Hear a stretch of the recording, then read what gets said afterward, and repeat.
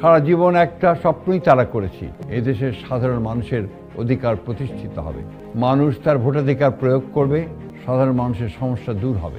রাষ্ট্রপতি নির্বাচনে প্রার্থী হিসেবে মির্জা ফখরুল ইসলাম আলমগীরকে মনোনীত করেছে ক্ষমতাসীন দল বিএনপি। সংসদে সংখ্যাগরিষ্ঠতার সুবাদে তিনিই হতে যাচ্ছেন বাংলাদেশের 23তম রাষ্ট্রপ্রধান।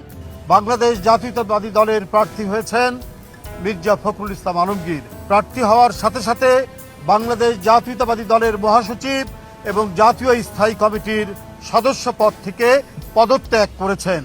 বৃহস্পতিবার দুপুর 12:30টায় সচিবালয়ে মন্ত্রিপরিষদ বিভাগের সভাকক্ষে বিএনপির উচ্চ পর্যায়ের বৈঠকের শুরুতে মির্জা ফখরুল ইসলাম আলমগীরকে দলের রাষ্ট্রপতি প্রার্থী ঘোষণা করেন তারেক রহমান। এ সময় দলের স্থায়ী কমিটির সদস্যরা মির্জা ফখরুলকে শুভেচ্ছা জানান।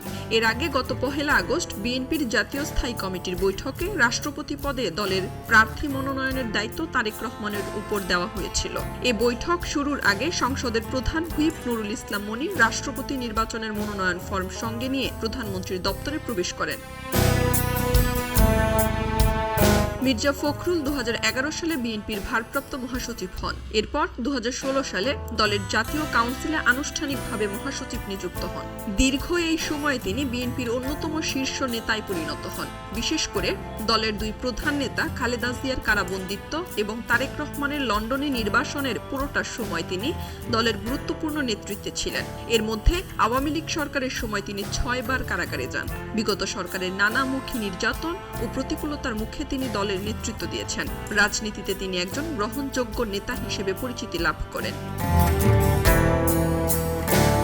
ত্রয়োদশ জাতীয় সংসদ নির্বাচনে ঠাকুরগাঁও 1 আসন থেকে সংসদ সদস্য নির্বাচিত হন মির্জা ফখরুল ইসলাম আলমগীর। এরপর প্রধানমন্ত্রী তারেক রহমানের সরকারের স্থানীয় সরকার, পল্লী উন্নয়ন ও সমবায় মন্ত্রীর দায়িত্ব পান মির্জা ফখরুল। সংসদীয় গণতন্ত্র পুনঃপ্রবর্তনের পর 1991 সালের রাষ্ট্রপতি নির্বাচনে একাধিক প্রার্থী থাকায় ভোট হয়েছিল। এরপর থেকে প্রতিবারই ক্ষমতাসীন দলের মনোনীত প্রার্থী বিনা প্রতিদ্বন্দ্বিতায় রাষ্ট্রপতি নির্বাচিত হয়েছেন। এবার বিরোধী জামায়াত জোট প্রার্থী দেওয়ার ঘোষণা দেওয়ায় 35 বছর পর দ্বিতীয়বারের মতো ভোট হতে যাচ্ছে। এলডিপি প্রেসিডেন্ট অলি আহমেদকে প্রার্থী করছে বিরোধী 11 দলীয় ঐক্য। খবরের কাগজ, নিখাদ, নির্ভীক, নিরপেক্ষ।